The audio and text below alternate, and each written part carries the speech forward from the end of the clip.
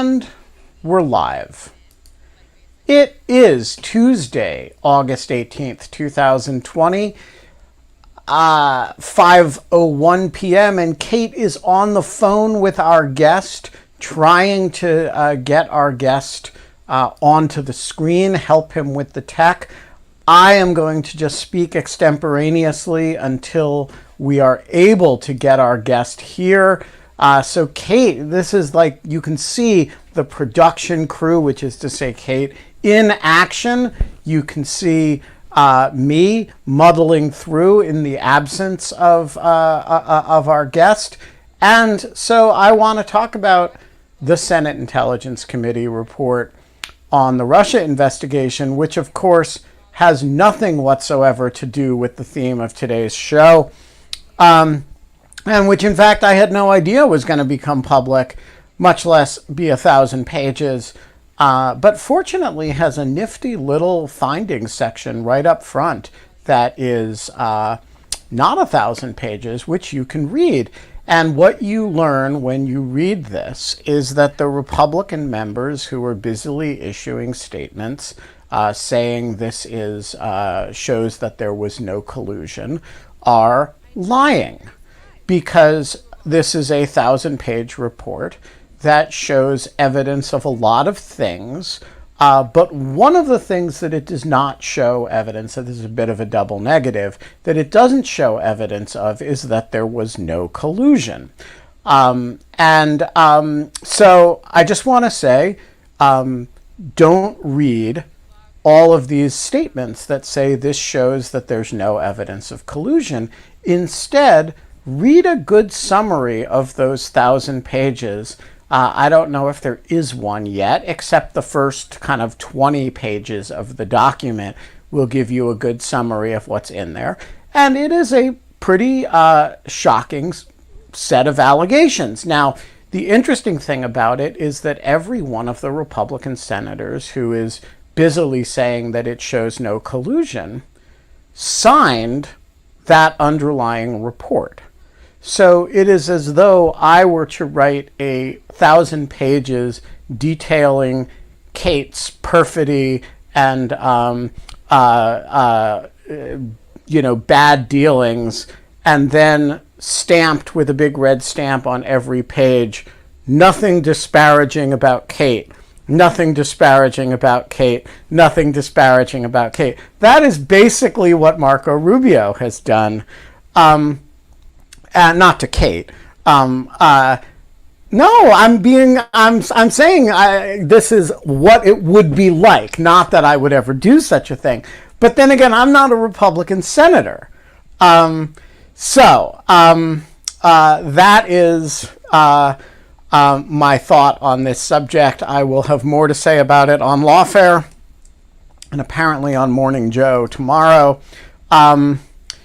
But in the meantime, we still don't have our guest, which is, hey, Kate, should is there anything I should be doing here to help the tech crew? No, we're just doing we're just trying to go through a different browser, but he's logged off and now he's going to be logging back on. So just keep an eye out. Okay. So we're still working on this, doing what we can. But maybe if, so in the meantime, I will talk a little bit more about, what's going on in that report. So the most interesting thing about this report is that, unlike the Mueller report, it is not confined to the federal rules of evidence. That is, this is a report on the counterintelligence risks. And of course, counterintelligence is a little bit more like journalism and a little bit less like criminal law.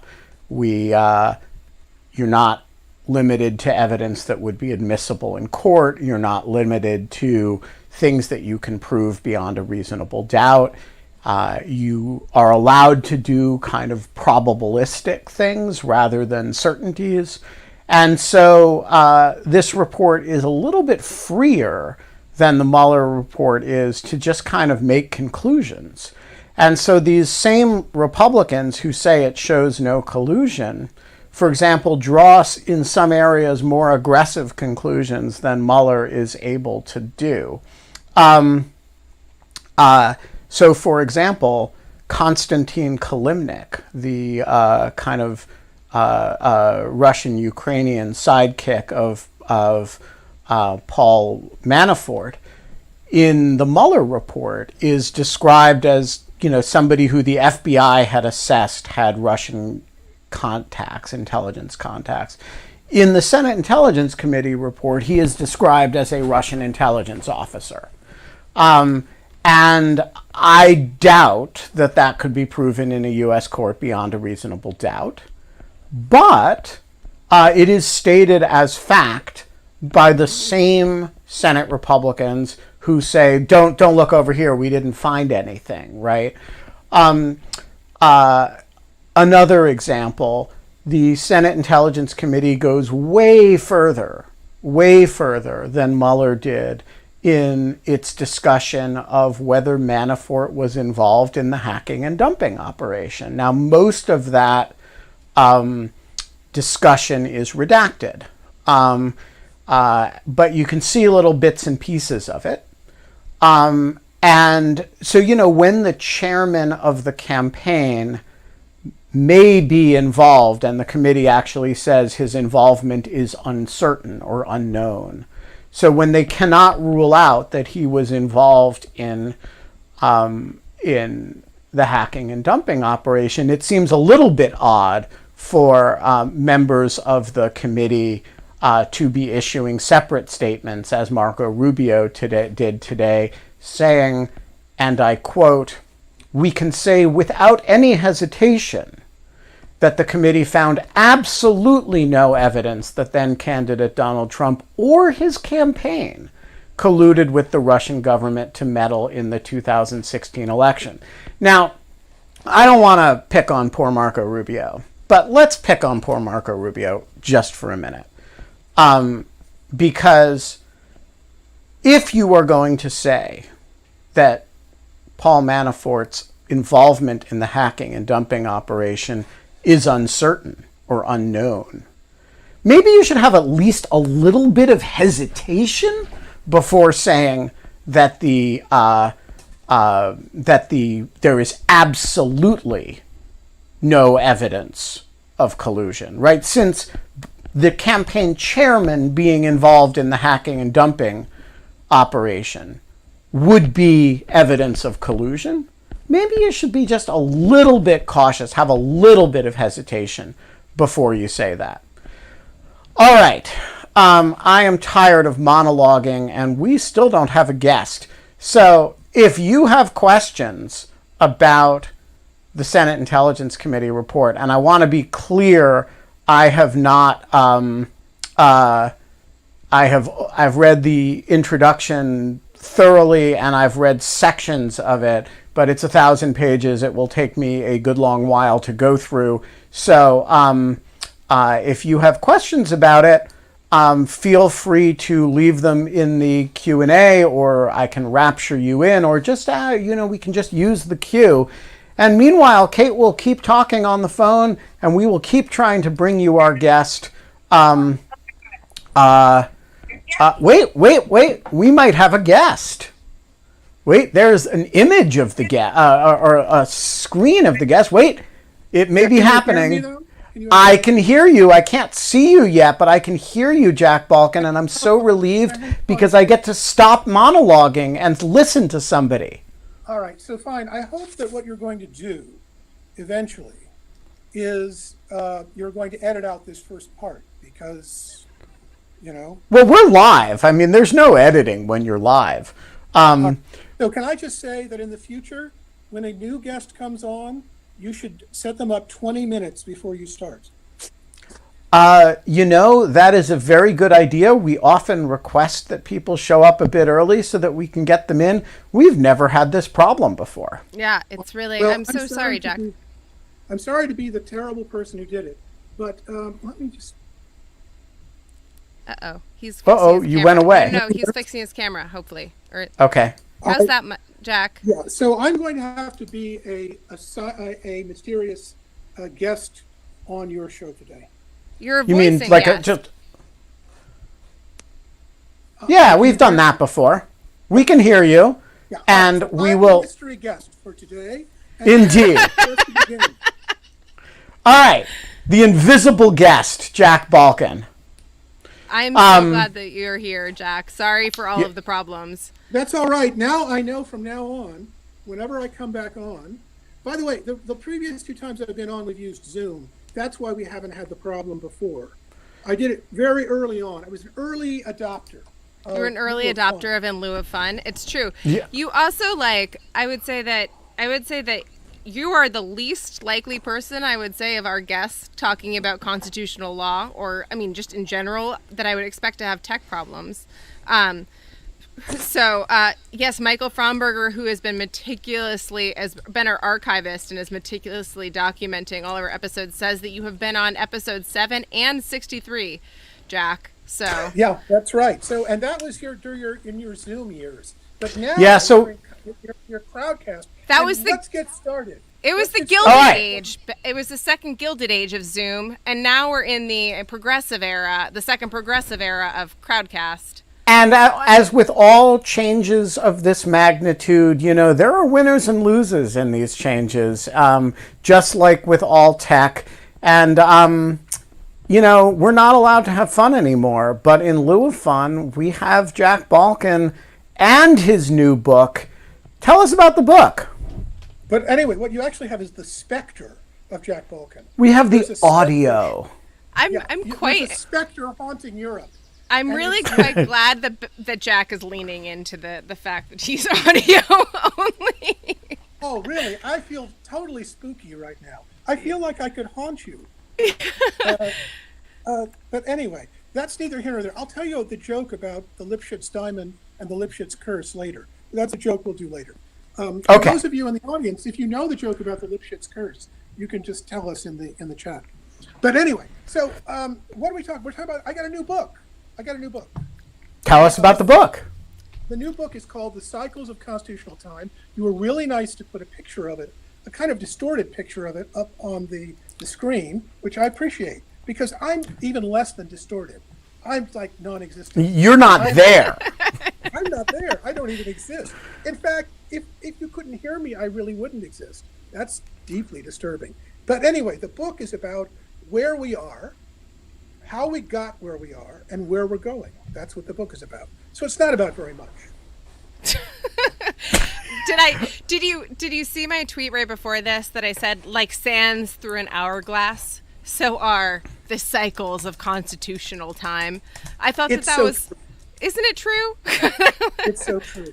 So I want to tell you about this book. I was going to do a lecture in Indiana about the current political predicament we were in, and because this was like 2017, and remember, Trump had just become president, and everyone was worried about what was going on. And what happened was that there was a total eclipse of the sun in August of 2017. You may remember this. I do remember that. And I remember thinking about it, and I said, "Oh my God, we're in a political eclipse of the sun right now," and that was the idea that started the book. Not when I a gave total the first eclipse of the heart, but a total eclipse Not of a the total sun. eclipse of the, a political eclipse of our sun. And that led me to a whole series of metaphors. The metaphors are metaphors about cycles. But really, in fact, don't take the cycles metaphor too seriously. Think instead about longer trends, not things that happen daily, but things that take a very long time to happen. And that's what we mean when we talk about these cycles. So what's an example of that? I'm going to give you. I'm glad you asked. Boy, you're really good at this. I'll bet you've been doing this for some 145 episodes. And 500 or 600 episodes of the Lawfare podcast before that. Exactly. Well, anyway, one classic one is the funny thing about American presidential systems, as opposed to a parliamentary system, is The that funny thing. it's very funny. I laugh all the time when I think of it.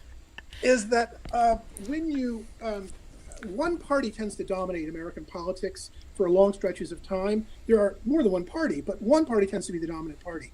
And so there are these cycles of the rise of a dominant party, its attempt to basically remake politics, and then the coalition phrase, and then it dissolves, and then a new dominant party emerges. So that's one big cycle, the cycle of a dominant party. It's happened about 6 times in American history. We're almost on the cusp of the next dominant party. The dominant party that I grew up with, or through most of my adult life, was the Republican Party in the era that really starts in the 1980s or so. And so that has been on its last legs. It's running on empty, to quote Jackson Brown, in the last several years. And we're seeing all sorts of features of it running on empty, in the last several years. You could probably make a list as good as I could. So that's one of the big cycles. And it has to do with how party coalitions form and how they become the victims of their own success. So in this case, the Republican Party was very successful for a very long period of time, but it succeeded this go around through a polarization strategy. That is, Newt Gingrich was the guy who figured out that the Republicans could take over Congress and they could be a majority party, not just win elections for the presidency, but actually take over the country through a polarization strategy. He was very good at it. But it turned out in the long run, it caused problems for the party. It made it very, very difficult to govern. And it created lots of problems of governance, which we saw in the last about decade or so. And so the other thing that happened was the coalition that broke up the New Deal coalition and created a new coalition. That coalition started to fray right around the turn of the millennium. And it's continued to fray for the last 20 years. And now it's really very much on its last legs. And we see it in the Trump coalition. Yeah, go ahead. So is this a political cycle or a constitutional cycle? Well, here's the thing. The constitutional law, the kind I teach in my classes, the kind you read about, very much reflects the party system. The party system is the secret driver behind the structure of constitutional law. And it's kind of because of the kinds of policies that the parties want. And it's also because the kind of judges they appoint. And it's also because the kind of claims that at any point in time can be taken as seriously, on the wall, as I say, or become off the wall, crazy, lunatic. So if you compare the New Deal period from about 32 to 80 with the period that we've grown up in, which is about 80 to the present, certain kind of constitutional claims are just nuts today that would have been perfectly plausible in the previous period, and vice versa. So the previous period is called the New Deal civil rights regime for a reason. It reflects, first of all, the great expansion of the federal power, the creation of the welfare state, the administrative state, and also the creation of the civil rights era, the civil rights world that we know and is our legacy. That's its great achievement. But the Reagan regime is a different animal. It has a different set of commitments and a different set of things that politicians wanted to achieve. Go ahead, Kate. Yeah, so I think that this is, I want to back up just for a second. That was a great summary of the book, but you have provided us with, well, Ben and I, with a really great, small paragraph summaries, which I have gone over. And because you're my teacher and I am scared of you, I have marked with red ink so as to show that I read them and that I'm ready to ask questions. If only because you should be scared of me because I'm a disembodied presence. Okay? That's true. That's right. I'm also scared of those things. It's a picture of Dorian Gray kind of situation. As you speak, there is a portrait of you somewhere that is growing fangs and, chewing on Kate's head or something. But the nicer you are, the more horrible the picture gets. Yeah, you should see the real me. I mean, it's pretty scary. So chapter 1, though, is the recent unpleasantness, which is says, I will say the one sentence that stuck out to me from this paragraph is, we are at the end of our second Gilded Age, which will give way to a second progressive era, which I kind of want to break apart in a second, which I think is a great kind of observation. But then you go into the cycle of regimes, and you talk about how we are at the end of the Reagan regime, which began in the 1980s, and that Donald Trump is probably a disjunctive president. And we can talk more about that. But then there is some kind of the cycle of polarization is super interesting, about and you say that we are now at the peak of the current cycle of polarization, and I'm very curious how you kind of come to that distinction. And so there's like a bunch of questions I have. Those are the first 3 chapters. I have like many notes on like the other 10. 12. And but one of them is kind of, it gets at a very, very basic point, which is that, Jack, a lot of your stuff I have always agreed with, I think is including this. I think this is like wonderful. But as like as an empiricist, as someone who tries to apply science to things, I keep reading this and I'm thinking, okay, well, this is past cycles don't dictate necessarily future cycles. That there is, it's very much like investing. Past performance is no indication of future success. Yes. And so like that's kind of like, so I'm kind of like, you're like, we are now at this, we are now at the peak of polarization. Like there are points in 2016 where I thought we were at the peak of polarization, and now in 2020 I think we're at the peak of polarization. So how are you making some of these how are you distinguishing between these cycles? How are you kind of deciding what's past and what's prologue? That's great. By the way, there are 3. You mentioned the second is polarization. The last is rot, which is when the constitutional system basically becomes increasingly less democratic and less Republican, less responsive to popular will and less devoted to the public good. But let's talk about polarization, because it's really key. So, we've been through a cycle of polarization once before. Really, the modern party system is really post-Civil War. There's polarization in the 1840s, but it's not based on the existing party system. It's really after the Civil War that you have a party system that exists the way it is. That one was highly polarized all the way through the Gilded Age. The Gilded Age is the peak of the polarization between 2 parties, even though sometimes the parties didn't disagree about policy. They just hated each other's guts. And then what happens in the period from about 1890 to about 1920 is a very strange and miraculous thing. What happens is that polarization begins to decline. And the parties form a depolarized system, which allows lots of kinds of compromises and lots of cross-cutting alliances between the members of the parties. And that's what ushers in the New Deal. It's a depolarized system. That doesn't mean it's not partisan. People hate each other's gut. But what happens is you get multiple factions within each party that can cross party lines and make deals. That's how you get Social Security.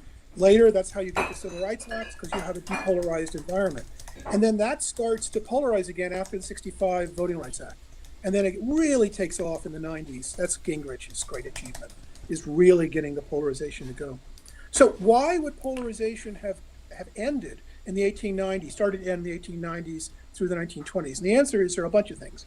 First of all, it has to do with income inequality. There's a kind of ratchet back. If income inequality increases, lots of problems, but at some point when income inequality gets really, really serious, it basically overcomes the party polarization, and you get reform movements in both parties.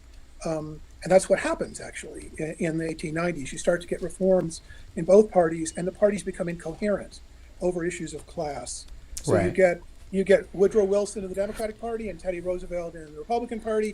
And so this party starts to become ideologically incoherent in ways they weren't quite during the previous age.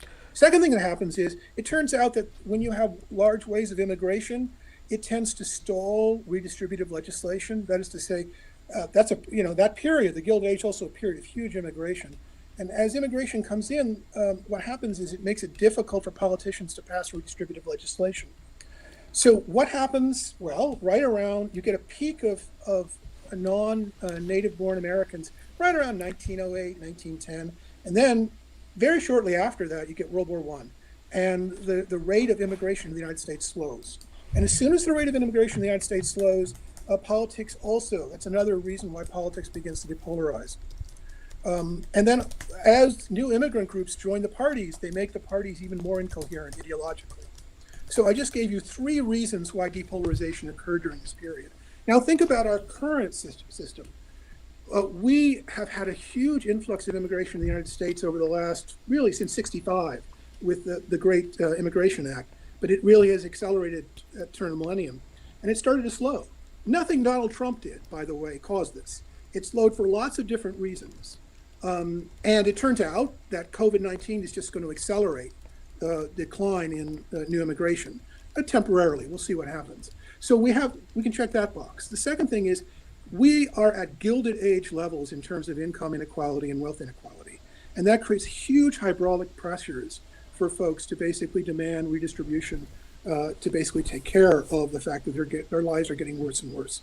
And what's happening is that box is getting checked off too. The third thing that's happening is, and most people don't see it because all they think about is Trump's tweets, the internal structure of the two major political parties is becoming increasingly incoherent.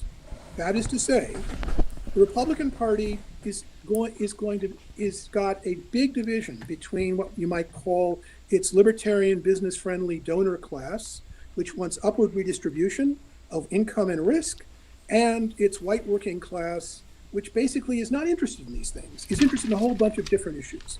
And that current problem led to Trump's election, but it's a longer range problem than just what's going on with Trump. And it's going to eventually cause that party's coalition to become incoherent. Guess what's happening with the Democrats? The New Deal coalition is over. What happened was that in order, Republicans basically... How are you defining New Deal coalition? Like, what do you mean by that? Like, it's a coalition of labor unions, city dwellers, Catholics, various other kinds of ethnics. Wasn't that at a certain point, like, also, like, the Southern Dems? Or is that Dixie and Dems? also the Like, South. okay, because that's ended for a while, though. Like, the Democrats have, like, so that's like we've had a couple of presidential cycles where that's run out. Oh, absolutely. But what the Republicans did was they defunded and undermined the New Deal coalition. The New Right and cultural issues split the New Deal coalition apart, hiving off ethnics and Catholics. The Republican Party defunded labor unions and stuck, an ice pick in their back, so that labor unions are no longer as powerful as they used to be. And the Democratic Party, in response, guess what they did? They started to reach out to business-friendly groups, and they started to bring financial groups into the party. Obama and the Clintons, both of them, basically reached out to Wall Street and also the rise of the tech sector. And so what happened was a certain element of the business community became Democratic, or started to contribute to Democratic candidates. And so what you saw is the Democrats, which are a more egalitarian party, basically also now have a neoliberal wing. They have a business-friendly neoliberal wing. And that is making the Democratic Party incoherent. And we see this in fights. I want to argue for the coherence of both parties here. Good for you. Because really no, quickly, go ahead, Kate. I just want to say that, like, to put a finer point, like, in 2 sentences on what you said, Jack. You said the 2 major political parties will face off over identity issues like race, sexuality, and religion, but each party will be internally divided over issues of class and economic inequality. And I think that that's like a very, like, I think that is a very, I like underline that. I was like, fascinating. Ben, what do you think about that premise? Well, so I think that there is more coherence to both parties than this account lets on. And so my old friend Peter Berkowitz, who is now in the Trump administration, would say that there's actually a very simple, coherent way of distinguishing between the center of gravity of the Democratic Party and the center of gravity of the Republican Party. And that's, one has a bright view of human nature, and the other has a dark view of human nature. And which one is which? The Democrats and liberals conventionally have a bright view, as in they believe that humans are capable of perfecting things, and they endeavor to perfect things. And Republicans don't believe, or conservatives don't believe, that that humans are perfectible, and therefore we should arm ourselves because you're never going to prevent your neighbor from wanting to do violence against you. It's a very Hobbesian kind of understanding of the world. So in other words, which is the party that believes that rabid capitalists, unless you watch them at every moment, will steal your income and put your grandma in the poorhouse. Which is that party? The Republicans believe that, and believe that the interventions to prevent it will just make matters worse. So we may as well let human nature be human nature, and you defend yourself from it. That's Peter's view. I don't want to. If you want to argue with Peter about it, I can drag him out of the State Department, and we can set up a conversation. My view is a bit different from that. My view is that the essential political constellation is organized around three vectors. One is how activist do you want government to be on issues of economic inequality? Right. The second is class vector. The second is social issues vector, religious vector. How activist do you want government to be on issues related to traditional morality? And that issue will will tend to operate at cross purposes from vector number one. Yeah, that's right. And vector number three, which operates exogenously from either vector number one or two, is how activist do you want the United States to be in foreign policy? Yes, so you can basically say, so for every voting citizen, there are essentially three vectors. And everybody consciously or subconsciously privileges one vector above the others. And so, for example, if you're Bill Kristol, and I don't want to speak for Bill, but I'm going to, you may have some traditionally liberal domestic social views, but you privilege over all of that the confrontation with the Soviet Union, and you say, which has conventionally come to be known in the foreign policy arena as neoconservatism, right? And you say, and then you subconsciously mold the rest of your politics to that, the high importance of that vector. And it takes Donald Trump to make you, and the fact that the Soviet Union doesn't exist anymore, and Donald Trump to make you say, wait a minute, there are these other things that I really care about and that I believe in and that matter.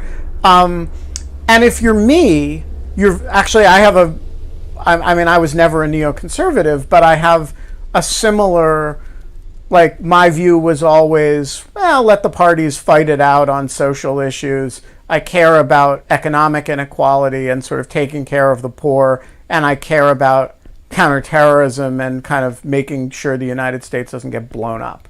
And I kind of organized my politics around that.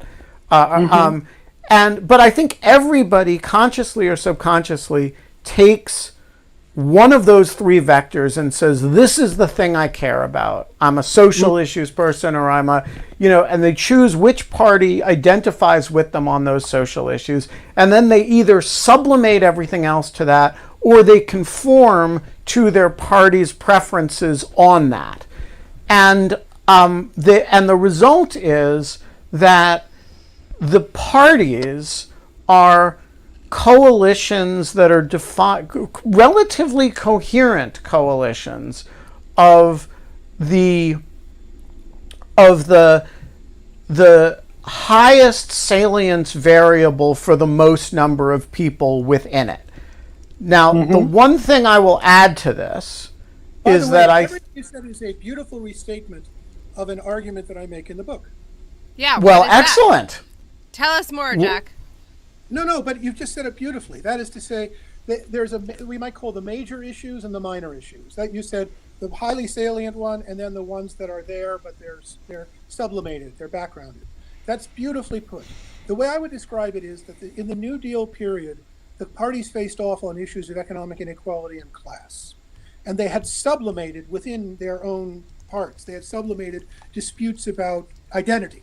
And I think of race and religion as both questions of identity. So Republicans had disputes among themselves about identity issues. Boy, did Democrats. Northern Democrats were racial liberals, Southern Democrats weren't. And but they sublimated those differences so they could fight the Republicans on class. And what the Republicans figured out during the period roughly between 68 and 80 is how to crack that apart, how to crack that open and create a new coalition. And what interestingly happened was, as they created their new coalition, the key issue, the major issue that sublimated the other issues, this isn't, by the way, a claim about the Republican coalition. It's a claim about how politics was fought. Increasingly, Republicans were able to fight politics on issues of identity. Identity, which includes both race, that's the Southern strategy, and religion, that's the religious right. And they succeeded. They created a politics in which Americans, the primary dividing line is identity issues, and then these others are sublimated. And that is, I think, completely right. Now, here's the point. This is a way of understanding a cycle. It's the idea of the metaphor of cycles. Politicians are always trying to think how they can gain a little larger share of the vote total and how they can crack open the other side's coalition just a little more. And so they're always active. They're not just staying where things are. Same thing. So the Republicans, for example, in eventually undermining the Democrat coalition, figured out how to use identity issues to crack it open. But you see, now we're in a position in which those strategies have gone pretty much as far as they can go. That's the way you describe American politics. And so what we're seeing is a certain incoherence within the parties that is very similar to what happened in 1896. That's why I say it's like the Gilded Age. The parties were divided over issues of identity in 1896, and then eventually class issues supplanted them because of increasing problems that the country faced. Now, you might disagree with me and say, no, I don't think class issues are a serious problem in the United States, but I think a lot of Americans think that serious problems of inequality, extreme wealth inequality, the problem of the inability of anyone to get a university education now without going into hock, and problems of health care. I mean, I can go on and on the whole list. These are things that have to do with class as much as race. They are tinged with race, they always are, but they're also about issues of class. And these things are driving the party coalitions to stake out new and different kinds of claims. That's what we're going to see in the next 30 years or so.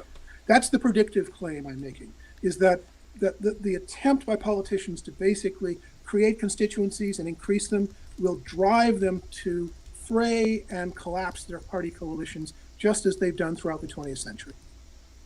Yeah. So explain No, go ahead, Kate. I was just going to, actually, Ben, I was going to shift off of the political conversation into like how this gets reflected in Congress and the judiciary. So do you want to go and ask your question? One quick question before you do, which is, how do you understand in that in the context of this larger political forces that you're describing, things like these variables that show up in our politics that we all feel extremely strongly about, that just don't map on to the issues we're talking about. So we all spent 2 years yelling at each other about the Russia stuff, or kids in cages, right? Yes. So immigration, it just doesn't map on to these issues, and yet we all map it on really precisely. So if you're part of the Democratic coalition, you have one set of feelings about Northern Triangle immigration, and if you're part of the Republican coalition, you have a different set of feelings about Northern Triangle immigration, and that is as predictable as your view of marginal tax rates, and yet it doesn't map onto anything we've just been talking about. Is that just tribalism, or is there something that links those questions? Great question. I think it's a great question. I think part of it is tribalism, because many people don't have views about a whole bunch of things, and certainly don't know who to believe when it comes to an issue of scandal. and so they tend to adopt the views of their party. But that's just a feature of high polarization. There are other things that you mentioned, wild cards, right? There are all sorts of wild card issues that can shake up coalitions and drive people in different directions. And in telling the story I'm telling, I'm trying not to make it think that it's just a law. It's law-like, it's like clockwork. Rather, I'm just interested in how things rise and fall, how they maximize their strength and then begin to decay at the very moment when they think that they're the strongest. And this is the idea that we're trying to get in touch with when we think about these cycles. That the way that we are right now, Republicans and Democrats hating on each other, that wasn't always the way it was, and it's not the way it's going to be in 30 years. That's the big message. So I want to give people some hope. I mean, part of the whole reason for this book, and the cover of the book, which is a sun in eclipse just about to come out. It's, you can just see the edge of the sun coming out of the eclipse, is to suggest that that's kind of where we are now. It looks terrible now. Politics looks just awful, and people hate each other. But in fact, I think that the elements are now there to change the structure of politics. It's going to take some time. I just want to say, I talk about a second progressive era. I could have said a third Reconstruction instead of a second progressive era. But the one thing to understand about both of those analogies, they were not quiet times. The progressive era was a difficult time. It was full of violence. It was full of anger. There was protest. There was all sorts of terrible things that went on. And the first Reconstruction, oh my goodness, and the second Reconstruction were also extremely violent times. So it's not going to be a smooth ride, but things are changing. And we are not going to have this kind of politics in 15 years. It's just going to look different. Yeah, so that was actually kind of, I think that like one of the things, and I actually almost want to cede my time to the questions because we have so many good questions from our listeners. And we didn't even get to talk about judges. I mean, that was what my question was. Ask your question, Kate, while I'm bringing in our first questioner, because it always takes a moment. Okay, so you say like the judiciary as a lagging indicator, and I haven't been able to read the book yet, but one of the things that I was curious about is when you say that like the judiciary is a lagging indicator, I imagine these two kind of like sine curves of one being Congress and then one being right after at the judiciary, like a sine and a cosine, I guess is actually a better way of like saying it, and as the cycles of politics. But it's not exactly that. Like, it's not exactly mapped on. Like, there are parts of the Voting Rights Act. There are parts of Title VII. There are parts of very old kind of progressive reforms that happened back in the day that are still being gone after in the judiciary. And so I guess I'm kind of interested as to, like, the lagging indicator is, like, basically my question is how lagging is lagging? Like some of the things that they're going after, and I mean this, I say this with all seriousness on a day in which Donald Trump pardoned Susan B. Anthony for violating, for apparently voting and being the voting fraud. She tried to vote as a Republican. She tried to register as a Republican and vote as a Republican. I have a whole monologue. I have a whole monologue about Susan B. Anthony. I just want to say I'm pro pardoning dead people. I think any time that the president spends figuring out which dead people to pardon is time that he didn't spend attacking a living person, and I'm for it. All dead people should get pardons. But Jack, sorry, can you kind of speak to like my sine cosine kind of like analogy? Sure. Like, because I don't think it's the right model, but I'm trying to think of something that's similar. The easiest way to think about it is this: we have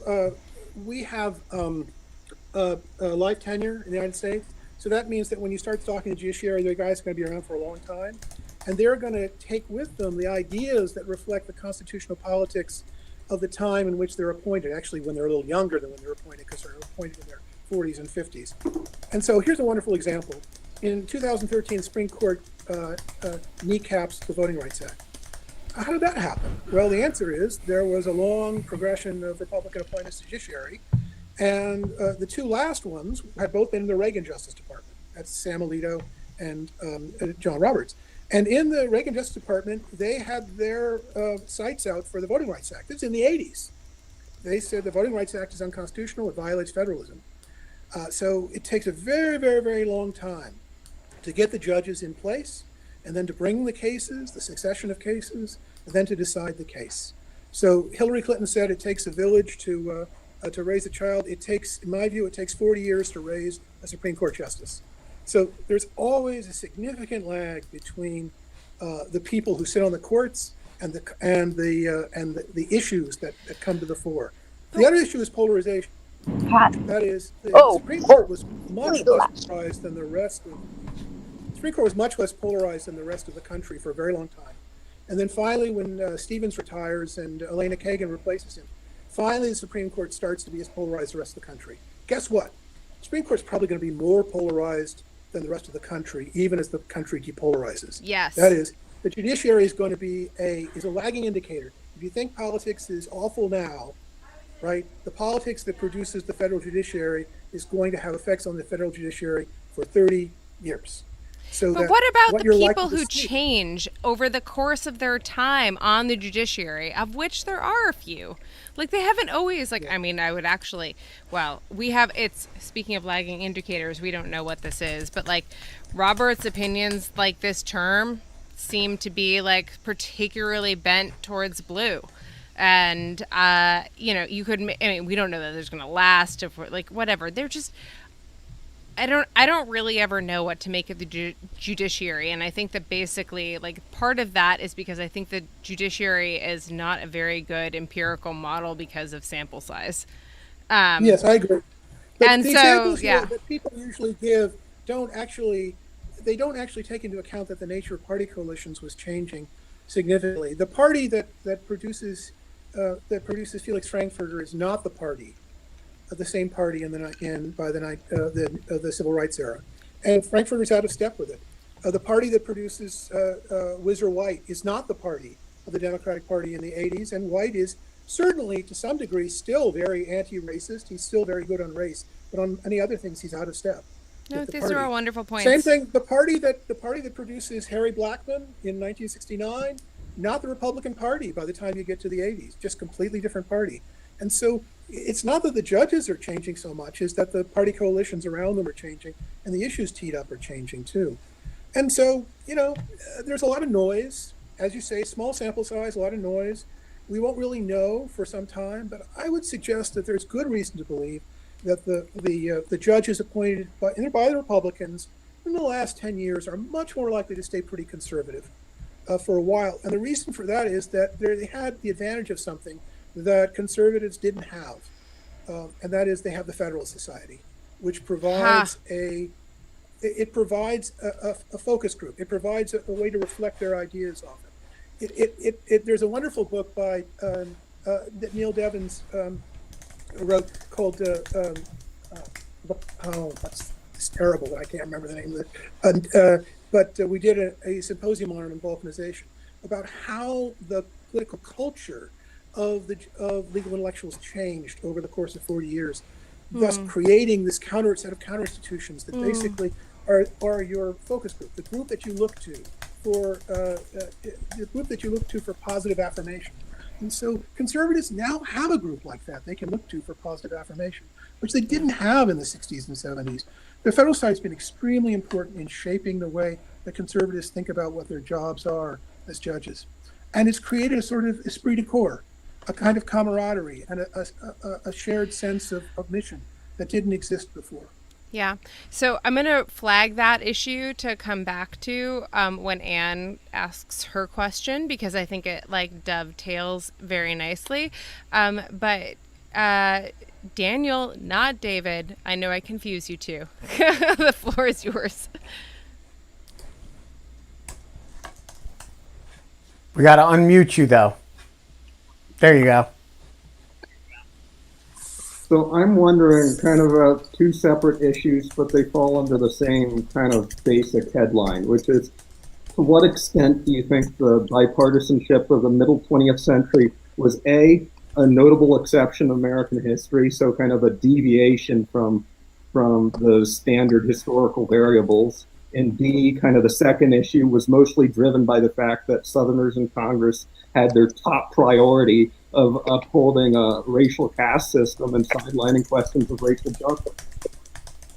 That is a great question. And here's another way of putting the problem. The party system as we know it today really dates from the Civil War period, really from 1854 when the Republican Party is founded. So then you have Democratic and Republican parties. During that period, we have this very long period of highly polarized politics. Then we have a period, as I said, which is the New Deal coalition, which is depolarized. Then it becomes polarized again. And so the question is it just an exception? Was that period just an exceptional period in American history? Earlier on, I gave you reason to think it wasn't, that in fact, that the same forces that depolarized in the 1890s are happening again. But I just want to point out, if things don't line up the way I suggested about 20 minutes ago, yes, polarization could be a permanent condition. I just want to point out that if polarization becomes a permanent condition, so in other words, we just had one exceptional period, then you have to change how you do politics. Lots of things have to change, because then we have something that looks much more like a parliamentary system, and we have parliamentary. What do you mean by a parliamentary system? What is like to those that, like, what is the distinction? Parliamentary systems are basically you vote your party. Your party leaders tell you what to do, and everybody votes the same way. You don't have cross-cutting alliances, right? Which is characteristic of American politics in the 20th century. So you have a parliamentary system, but you have parliamentary parties, but it's in a presidential system, and that doesn't work very well. So in other words, you can't have the kind of parties that are characteristic of parliamentary systems and have a presidential system, because you can't get the kind of compromises necessary to make politics run. It becomes highly toxic and dysfunctional. So if polarization is permanent, and the guests suggested it might be, then you have to change a whole bunch of other institutions to make it work. So let me just give you a very simple example. Right now, the budget process is insane. The only thing that works is these huge omnibus measures, which most of the rank and file have no say in, and are which negotiated between a small number of folks, and then are presented to the parties for basically rubber stamping. That's how basically the fiscal system works. That's how the budget works. This is no way to run a railroad. The reason we have developed this, is we have to pass budgets, but we have high polarization. So the omnibus measures were the way we adapted. But in the long run, you're going to have to come up with other ways of restructuring Congress to make it possible to have normal politics. When politicians talk about regular order, right? You heard that expression all the time. They mean a lot of things, but one of the things they mean is that systems that used to work, because there are cross-cutting alliances, don't work anymore. And they would like to return to those days, but the political incentives prevent them from doing that. All right, Mike Godwin, the floor is yours. Hi, Jack. Here's my question. I'll just read it and save everyone time. Jack, I write, isn't it just chaotically difficult to predict constitutional cycles in a multivariable environment? The problem with this cycle hypothesis that you have is that in order to be believable, it needs to be open to refutation. But what kind of phenomenon or data would you take to refute your theory of constitutional cycles? The science. Very good. I will give you two things that would refute me, would have me flailing on the floor, crying and moaning. Although you can't see me because, as you say, I'm a ghost and a specter. Here's number one. The first guest question was, why isn't polarization permanent? If polarization turns out to be permanent, I'm wrong. This is what I was just talking about. Number two, suppose that, in fact, neither party is able to establish itself as dominant in the next 10 to 15 years. That is to say, we don't get a second revival of the Republican dominance, and the Democrats don't become the dominant party. Instead, it just sort of mopes on along in a kind of interregnum where nobody is able to basically do anything. That would For how long? Let's say 20 years. Let's suppose in 20 years, we still don't have a new dominant coalition. That would falsify my view. It would. Because basically, I'm actually, in the book, I say it's possible that Trump will revive the Republican Party, but I doubt it. I say that what's probably going to happen is the Democratic Party is going to dominate politics in the next 30 or 40 years. They're going to be the dominant party. They won't win everything. Mike says that he agrees with you. in the chat. He says that No. 20 years. Yes, he says Jack. He says Jack will both be around in 20 years. We're the same age. He's gonna call you on it. He's gonna come collect his debt. When it turns out that I'm wrong, so wrong, which I will be crying and moaning and wailing like a banshee, like a ghost, like one of those characters in Harry Potter, right? Well, I mean, I hope you're more visible at that point, so we can watch you and gloat rather than just merely. I won't. Yeah, how do you know I won't look like barely headless Nick? Oh yes, I mean because first of all, no one's cut your head off. But there's also not yet. Not yet. That's true. That could happen. Let's not have that happen. I like you a lot, Jack, and I never want you to go anywhere. But basically, I think that this is a good amount of I mean, listen, you're a constitutional law scholar. Your business is to prognosticate about constitutional law and what it's going to mean in the future. So, I mean, take that with the grain or, few grains of salt that you will. I just kind of I do think that you do a rigorous analysis, as far as I can tell, of going through all of the ways that this is going to kind of come up against things. And I appreciate your sensibility about being in 20 years. Give me 20 years. If I'm wrong in 20 years, then fine. I'll just own it.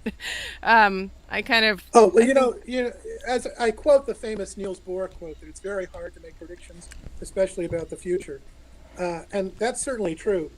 One way of understanding this book, The Cycles of Constitutional Time, and I hope you all go out and buy it. You can order it from Amazon now. Is that it gives you a way to think about the problem as opposed to telling you how it must be. It gives you a set of tools for thinking about the kinds of things we're in right now, how to understand what Trump really is, and understanding why the Republican Party has ended up the way it has, and what the possibilities are for change. That's really what the book is trying to give you. It's giving you a toolkit for thinking about these things. Now, I happen to have views about what's going to happen, but, I could be wrong. You and Sandy Levinson have been writing about the constitutional kind of crisis question for a long time. I feel yeah. But we should, go to our next question. And the final question is yours. Woo-hoo! Thank you. Can you hear me? Indeed. Okay. So I'm interested in party structure and interest groups in this story, Jack, but because I'm a historian, I'm going to ask you the question historically, and then maybe we can get to the present. I was curious about how party machines that grew up in a period that you describe as depolarized, how did they fit into your story, if at all? They fit in beautifully because, as you know, what happens is that the parties are always looking for new recruits, and so the machines basically found ways to give immigrant groups what they wanted in exchange for their loyalty for voting. Two different effects. The effect that it had was it changed the parties. I mean, who was a member of the Republican Party, and especially the Democratic Party, really changes as a result of these big city machines. But in fact, they didn't care. They just wanted more voters. And so they welcomed these people into the party, but of course, they stayed in, and their kids grew up as Democrats. And as this happened generationally, because this is really how these changes occur, the parties changed. And so one of the things that's important about party structure is whenever you look for new voters and you invite new voters into your party, you should expect that your party is going to change, and the issues that your party finds important are going to change too. And you're not going to have very much to say about it. I agree with that. So I think the best example of that is the early Republican Party, that when the dominant issue on your plate is slavery, the principle of free contract between labor and employer is a really good principle. Actually, you have to get paid for your work. But then if you go 40 years on, 30, 40 years on, and you're not in a slavery environment, you're in an industrial environment, that kind of calcifies into a sort of Gilded Age, laissez-faire idea that is frankly much less appealing. And, but there is an ideological connective thread between Lincoln and Calvin Coolidge, right? And it's just that the idea is less appealing against the problem that it's confronting. I agree. I have a name for this. I call it ideological drift. It's I love this theory. Yeah, that's good. And the most interesting other example, the example you gave, a free contracts one, the other is freedom of expression. So you look at freedom of expression from 1920, Roger Baldwin, the ACLU, you watch the idea of free expression get repeated over and over again through the 40s, the 50s, the 60s, and now you see the meaning of free expression in the United States, and its political meaning has been transformed, and you see it everywhere. Yeah. All right, we're going to do our polls on the coherence of party.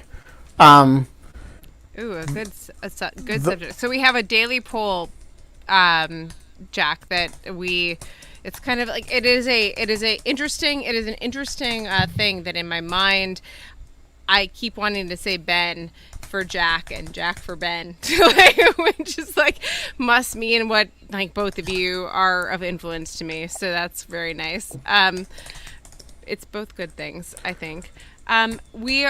Jack, I'm so sorry that we couldn't work out your tech issues. And let's try to do a demo to figure out what happened before you come on next time, and try to make sure that we can get your camera to sync and everything else. I kind of like the disembodied voice version. I know, Jack, it's very funny, actually. I actually feel very, mystical. You did. Okay, so yeah. Mystical to you? The poll is in the field. To me. Okay, the poll is: the American political parties are generally coherent. Oh, Jesus. Oh, God. I really wish that we could, self-identify as Republican or Democrat or independent in, answering this.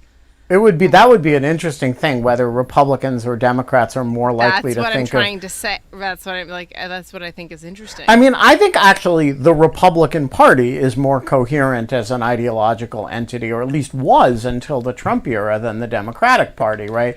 The Republican Party was a group that represented lower taxes, generally smaller government, and moral conservatism. And it was, within a certain margin of error, that was a plausible account of the Republican Party. I mean, it was also an oppressive. I mean, that is correct. Okay, it was also oppressive of everyone that was kind of outside. Well, no, I don't want to judge the moral content or the values of the. Okay. I just want to say that is the set of things I think you could articulate relatively cleanly. It's the Republican Party that I grew up with, that my parents were members of and ran under, and everything else, and that was you're completely right, Jack. All right, so Jack, you have gotten an overwhelming vote of support for the incoherence of the parties. 33 votes say they are not coherent. 8 votes say they are. 1 says don't know, don't care. There you go. Yeah, I think from this we can conclude one thing. And what we can conclude is that I am incoherent. And that people are being nice to me. Invisible and incoherent. It's Jack Balkin. Thank you so much for joining us. Thank you. And thank you for taking a little extra time with me, because we had such difficulties at the beginning. No, we're so sorry that you had difficulties. We'll figure it out next time, and we'll make it better, because you should be on more regularly. It would be great to have you on. I would love to come on more regularly. You're a funny guy. Everyone loves you. Make whatever bad jokes you want me to make. All right. Take it easy, guys. All right. Wait, you left that leap shits or whatever joke on the table. Yeah, you got to tell the leap shits joke before you go. Next time. Wait, really? Okay. All right. So tomorrow, we really do have Jill Filipovich, right? Yeah, she's coming on. She just had a bunch of deadlines and was really couldn't make it. So she's coming on tomorrow, and we don't have fun anymore. So in lieu of fun, we have some type of Lipovich joke that I don't understand at all, and I have no idea what Jack is referring to, but I hope to be enlightened about sometime in the near future. We'll see you tomorrow. Bye, guys.